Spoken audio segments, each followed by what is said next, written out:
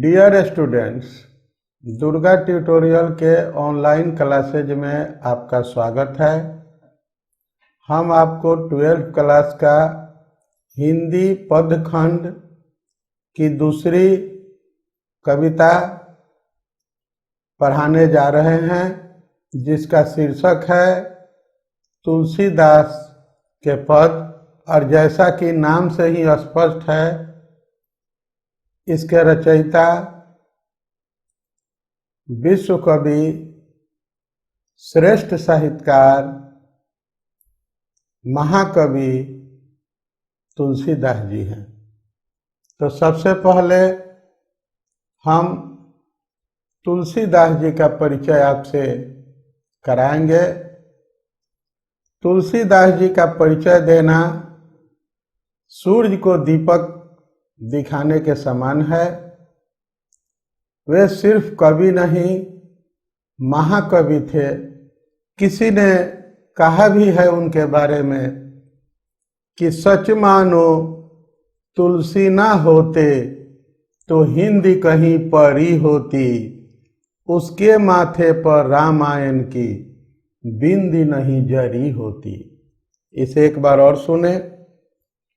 सच मानो तुलसी ना होते तो हिंदी कहीं पड़ी होती, उसके माथे पर रामायण की बिंदी नहीं जरी होती।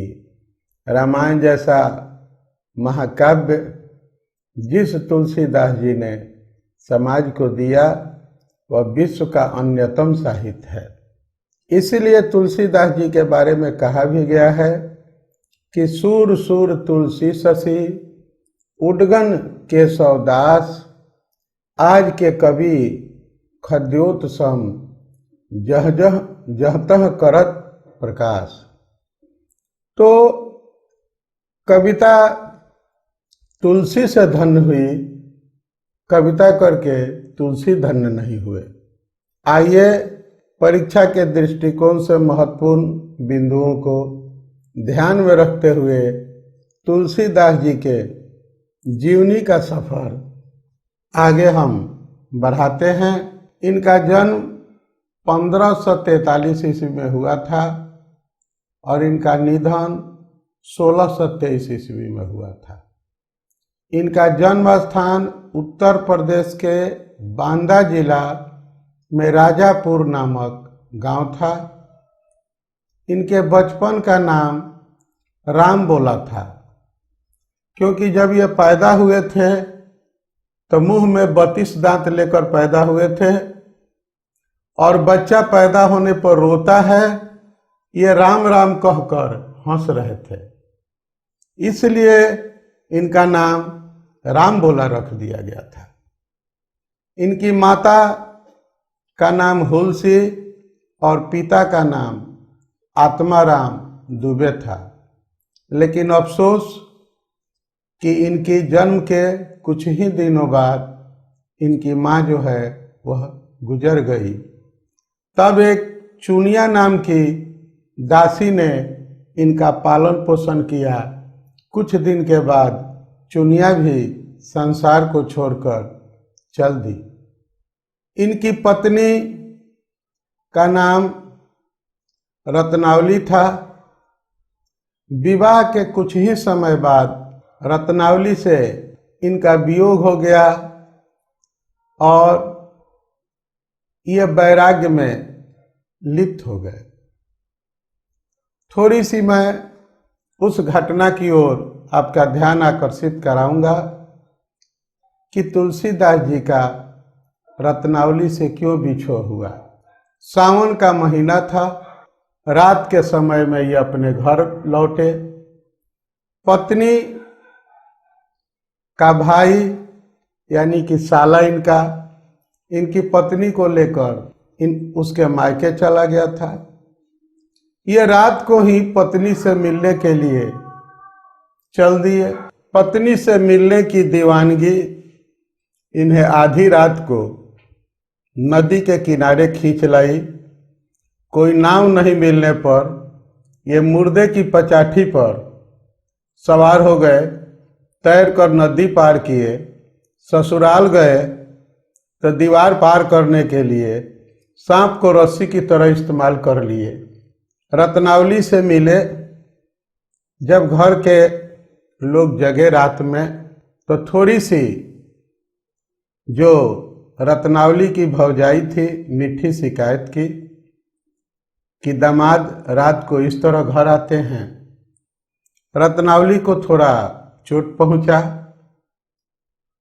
और वह बोली, तुलसी, ये तेरी कैसी मोहब्बत है जिसने हमें जमाने के सामने रुसवा कर दिया। जितना मोहब्बत तुम इस चाम से किए हो उतना राम से कर लेते तो तुम्हारी मुक्ति हो जाती।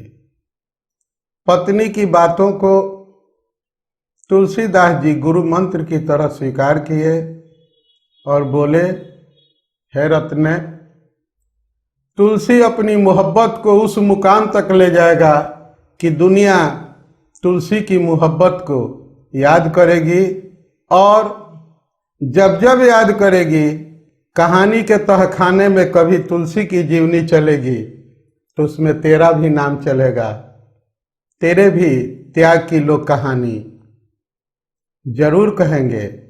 और तुलसी ने वादा किया कि तेरी गलियों में न रखेंगे कदम आज के बाद।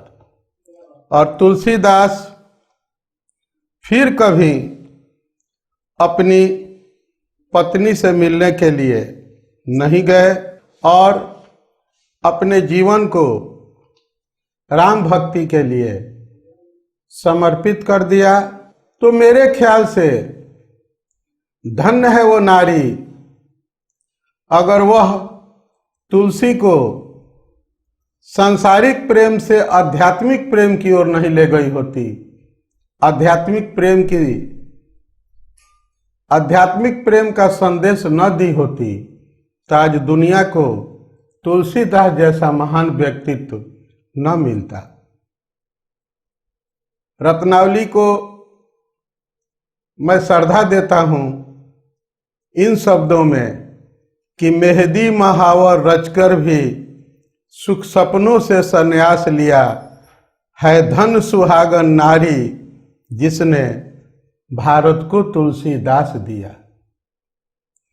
तुमने भी कंगन पहने थे, तुमने भी बजाई थी पायल, तुमने भी किया था नैनों से कुछ दिन तो सांवरिया को घायल।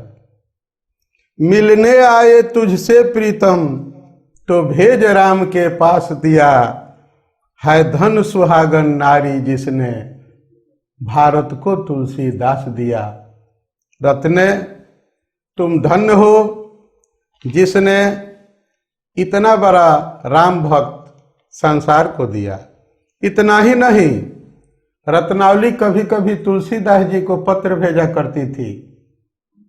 एक पत्र में रत्नावली ने लिखा था कि निज कटे की डर नहीं, आप कटे डर हो। कहती थी कि तुलसीदास जी, आप एक नारी पर बहुत आसक्त थे, कहीं आपका मन भटक तो नहीं जाएगा।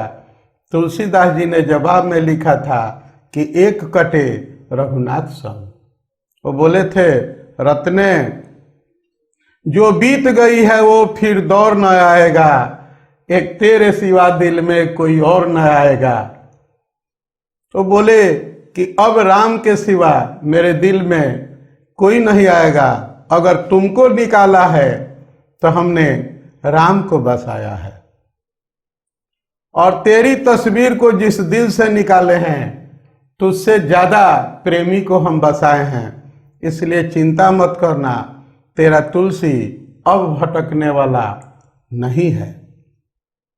तो इस तरह से रत्नावली से विलग होने के बाद तुलसीदास जी राम भक्ति में लग गए और मरने के दिन तक राम की भक्ति करते रहे। इनके दीक्षा गुरु नरहरि दास थे, जो सुकर खेत के वासी थे। उन्हीं के पास रहकर ये विद्यारंभ किए थे। इसके बाद इनके गुरु ने इनको शेष सनातन के बाद शेष सनातन के पास आगे का अध्ययन करने के लिए भेज दिया था। चारों वेद, छवो शास्त्र, इतिहास, पुराण, स्मृतियां, काव्य आदि की शिक्षा काशी में 15 वर्षों तक रहकर इन्होंने प्राप्त किया और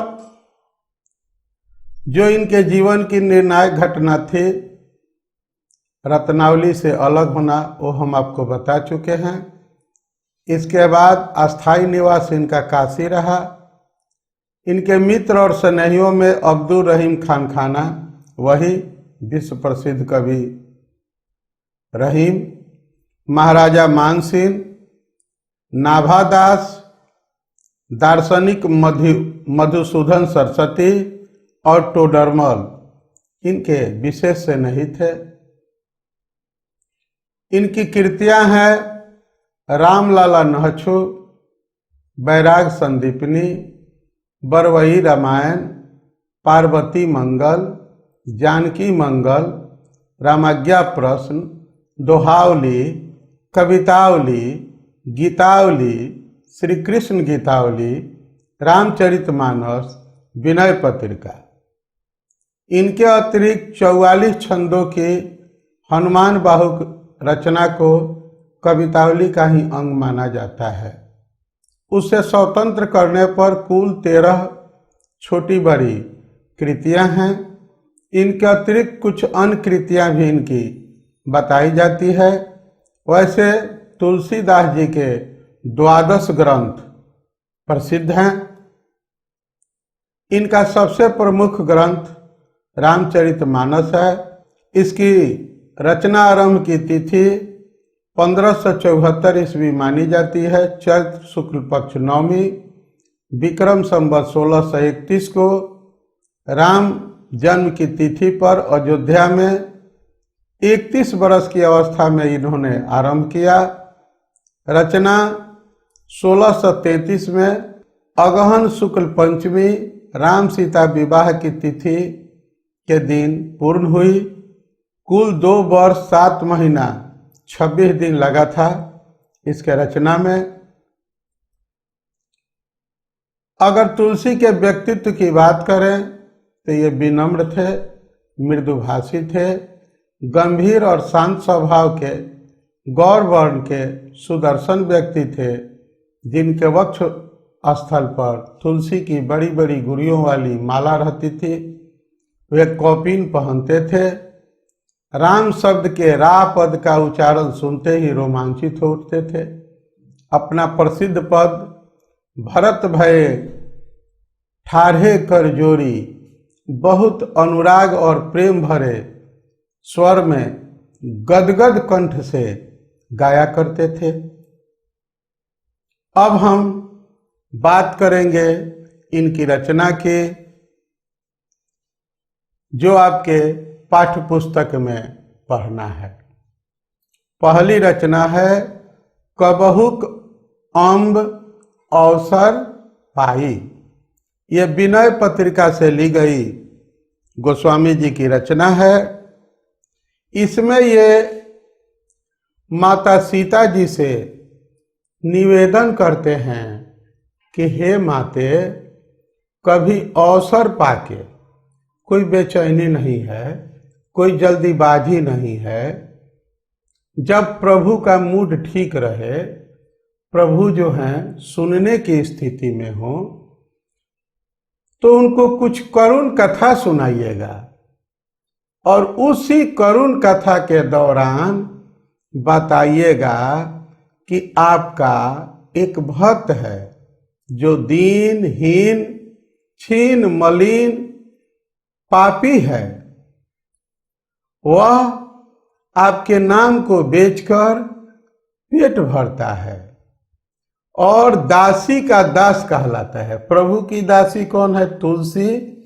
और दासी का दास मतलब तुलसीदास कहलाता है।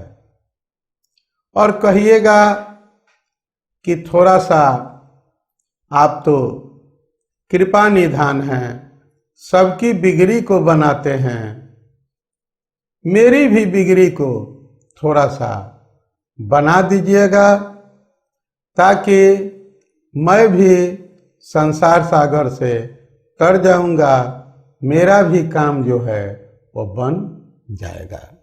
आइए शब्दों का आनंद लीजिए। कबहुक अवसर पाई, कबहुक माने कभी, अम्ब माने माँ, मेरियो सुधी धाई भी कछु करुण कथा चलाई। कहते हैं कि हे माँ, कभी मेरी सुधि भी मानी मेरी याद भी प्रभु को दिलाइएगा, कुछ करुण कथा सुनाइएगा कि दीन यानी गरीब, सब अंगहीन, छीन मलिन, अघी माने पापी,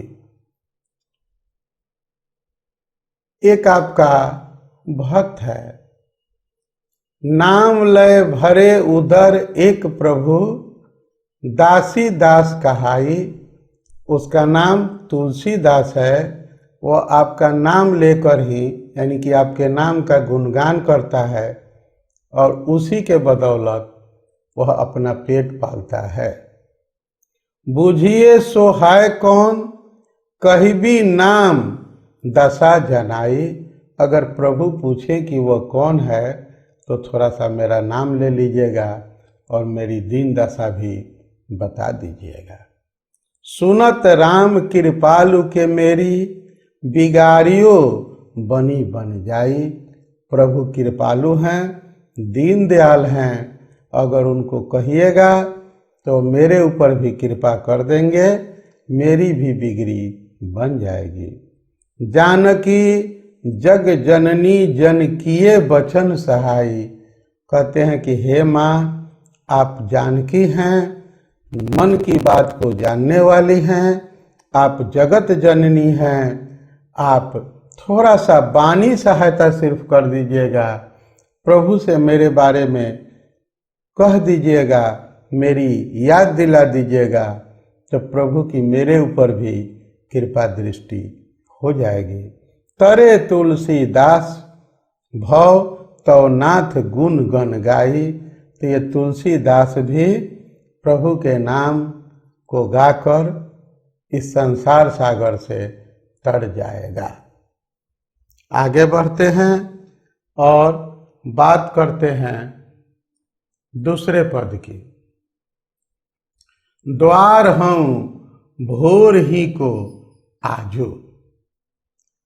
इसमें तुलसीदास जी कहते हैं कि हे प्रभु, मैं आपके दर पे सवेरे ही आकर बैठा हूँ। रटत रिहा आरी और न कर ही ते काजू। रिहा माने रिरियाता, आरी माने आश्रय, कोई आश्रय मेरे पास नहीं है। तो तुलसीदास जी कहते हैं कि हे प्रभु, आज मैं सवेरे ही आपके द्वार पर और कर बैठा हूँ, रे रे करके रट रहा हूँ और गिड़गिड़ा कर मांग रहा हूँ। मुझे और किसी वस्तु की हठ भी नहीं है, एक कौर टुकड़े से ही मेरा काम चल जाएगा। रटत रिहा आरी और न कौर ही ते काजू। एक कौर अगर मिल जाए तो मेरा काम बन जाएगा। जरा सी कृपा दृष्टि अगर हो गई तो मेरी बिगड़ी सुधर जाएगी। कली कराल दुकाल दारुण, सब कुभाती कुसाजो। कहते हैं कि इस भयंकर कलिकाल में बड़ा ही विकराल दुर्भिक्ष पड़ा है। जितने उद्यम या उपाय हैं वो सभी बुरे हैं। कली कराल दुकाल दारुण, सब कुभांति कुसाजो। नीच जन मन ऊंच, जैसे कोढ़ में की खाजो। लोगों का जो है मन जो होता है अब नीच कर्म में और ऊंची वस्तु पाने में लग गया है। लोग कर्म से ऊंचे नहीं हैं, लेकिन कामना सबकी ऊंची है। जैसे कोढ़ में खाज हो गया हो, वैसे स्थिति सबकी है।